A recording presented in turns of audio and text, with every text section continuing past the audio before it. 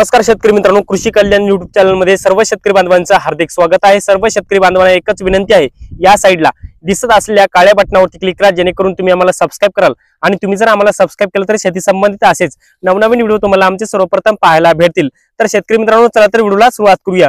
तर शेतकरी मित्रांनो, या 5 योजनेचे पैसे शेतकरी बांधवांच्या बँक खात्यामध्ये 31 मार्च 2025 पूर्वीच जमा होणार आहे। म्हणजेच या 8 दिवसामध्ये शेतकरी बांधवांच्या आधार संलग्न बँक खात्यामध्ये जमा होणार आहेत। आता ह्या 5 योजना कोणत्या आहेत, या 5 योजनेच्या माध्यमातून कोणकोणत्या जिल्ह्यांमध्ये पैसे जमा होणार, या योजनेच्या माध्यमातून शेतकऱ्यांच्या खात्यामध्ये हेक्टरी किती रुपयापर्यंत पीक हे सगळे योजनेचे पैसे जमा होणार, या संदर्भात संपूर्ण माहिती डिटेलमध्ये माहिती आणि अपडेट घेण्याचा प्रयत्न करणार आहोत। तर नमस्कार, मी ज्ञानेश्वर सवणकर स्वागत करतो कृषी कल्याण युट्यूब चॅनलमध्ये। सर्व शेतकरी बांधवांना एकच विनंती आहे, व्हिडिओ शेवटपर्यंत पहा, जेणेकरून या सगळ्या 5 योजनेची माहिती तुम्हाला परिपूर्ण मिळेल। तर मित्रांनो, चला तर व्हिडिओला सुरुवात करूया। तर शेतकरी मित्रांनो, पहिली योजना आहे पीक विमा। मित्रांनो, खरीप हंगाम 2024 चा पीक विमा 31 मार्च 2025 पूर्वीच शेतकरी बांधवांच्या खात्यामध्ये जमा होणार असल्याची माहिती राज्याचे कृषी मंत्री माणिकराव कोकाटे यांच्या माध्यमातून देण्यात आली आहे। तर मित्रांनो, आपण जर पाहिलं तर राज्यातील या सर्व 22 जिल्ह्यामध्ये 31 मार्च पूर्वी जवळपास 2197 कोटी रुपयाचं पीक विमा जमा होणार। आता ते 22 जिल्हे कोणते थोडक्यात सांगतो: धुळे, नंदुरबार, पुणे, सांगली, कोल्हापूर, छत्रपती संभाजीनगर, जालना, बीड, धाराशिव, नांदेड, परभणी, हिंगोली, बुलढाणा, वाशिम, अमरावती, अकोला, याचबरोबर वाशिमच्या नंतर यवतमाळ, वर्धा, नागपूर, भंडारा आणि गडचिरोली या 22 जिल्ह्यामध्ये नैसर्गिक आपत्तीमुळे स्थानिक नैसर्गिक आपत्तीतून 1455 कोटी रुपये वाटप होणार आणि हंगामातील प्रतिकूल परिस्थितीसाठी 705 कोटी आणि एकूण 2197 कोटी रुपयाचा पीक विमा जमा होणार आहे। त्यापैकी जवळपास 3 जिल्ह्यातील शेतकऱ्यांना 805 कोटी रुपये पीक विमा जमा होणार। 18 लाख शेतकऱ्यांना 705 कोटी रुपये पीक विमा जमा होणार।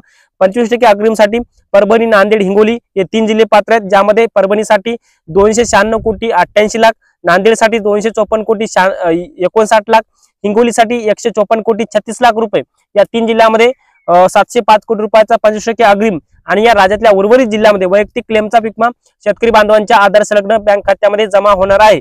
याचबरोबर मित्रांनो, पुढचा अपडेट आहे अतिवृष्टी नुकसान भरपाई संदर्भात।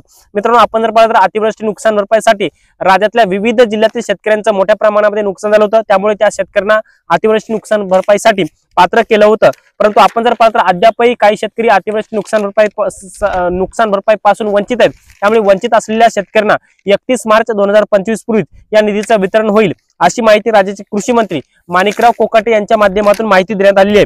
याचबरोबर मित्रांनो, पुढचा अपडेट आहे नमो शेतकरी योजनेसंदर्भात।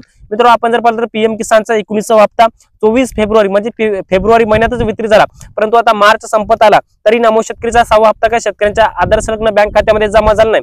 त्यामुळे शेतकऱ्यांना प्रश्न पडलेला आहे की आता नमो शेतकरीचा 6वा हप्ता आमच्या खात्यामध्ये कधी येणार। तर त्या शेतकऱ्यांना सांगू इच्छितो की राज्य सरकारने सांगितलेलं आहे की 31 मार्च पूर्वीच नमो शेतकरीचा सुद्धा शेतकरी बांधवांच्या बँक खात्यामध्ये 6व्या हप्त्याचे 2000 रुपये जमा होतील, अशी माहिती देण्यात आली आहे। त्यामुळे नमो शेतकरीचा 6वा हप्ता 2000 रुपये येणार आहे।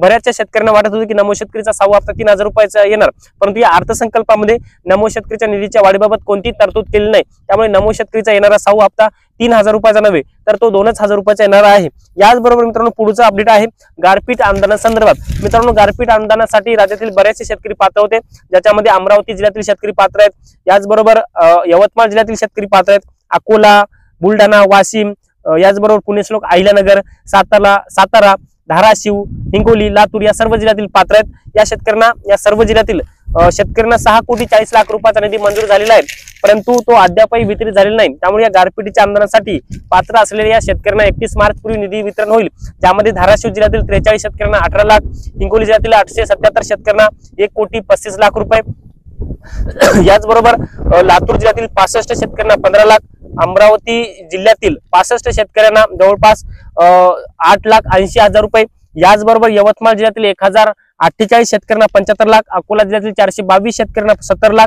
बुलढाणा जिल्ह्यातील 975 शेतकऱ्यांना जवळपास 3,98,000 रुपये, याचबरोबर वाशिम जिल्ह्यातील 20 शेतकऱ्यांना 90,000 रुपये, बुलढाणा जिल्ह्यातील 5,436 शेतकऱ्यांना 3 कोटी 10 लाख रुपये, पुण्यश्लोक अहिल्यानगर जिल्ह्यातील 3 शेतकऱ्यांना 42,000 रुपये आणि सातारा जिल्ह्यातील एका शेतकऱ्याला 9,000 रुपये अशा प्रकारच्या निधीचं वितरण होणार आहे आणि एकूण 6 कोटी 40 लाख रुपयाच्या निधीचं वितरण या गारपिटीच्या अनुदानासाठी होणार आहे। याचबरोबर शेतकरी मित्रांनो, आपण जर पाहिलं तर डीबीटीचं अनुदान जे काही डीबीटीच्या ज्या काही शासनाच्या योजना आहेत शेततळे योजना असेल, इतर काही योजना असतील, ज्या काही ठिबकचं अनुदान असेल, हे सगळं डीबीटीच्या योजनांचं थकलेलं अनुदान 31 मार्च 2025 पूर्वीच शेतकरी बांधवांच्या बँक खात्यामध्ये जमा होणार आहे। त्यामुळे अशी माहिती राज्याचे कृषी मंत्री माणिकराव कोकाटेंच्या माध्यमातून देण्यात आली आहे। आशा करूयात आता हे सगळं अनुदान 31 मार्च पूर्वी शेतकरी बांधवांच्या बँक खात्यामध्ये जमा होईल आणि अनुदान जमा व्हायला सुरुवात झाल्यावर आपल्या चॅनलच्या माध्यमातून एक व्हिडिओ दिला जाईल। त्यामुळे मित्रांनो, पीक विमा असेल, नुकसान भरपाई असेल, नमूद शेतकरी असेल, गारपीटचं अनुदान असेल किंवा डीबीटी योजनांचे थकलेलं अनुदान असेल, हे सर्व अनुदान जे काही आहे 31 मार्च पूर्वी शेतकऱ्यांच्या आधार संलग्न बँक खात्यामध्ये जमा होईल अशी माहिती कृषी मंत्र्यांनी दिलेली आहे। त्यामुळे मित्रांनो, हे छोटंसं अपडेट तुम्हाला कसं वाटलं कमेंट्स मध्ये नक्की कळवा आणि हा व्हिडिओ संपूर्ण शेतकरी बांधवांपर्यंत पोहोचवण्याकरिता हा व्हिडिओ शेअर करा आणि व्हिडिओ जर आवडला असेल तर एक लाईक करा। प्रत्येक शेतकरी बांधवांपर्यंत महत्त्वाची अशी माहिती शेअर करा। धन्यवाद।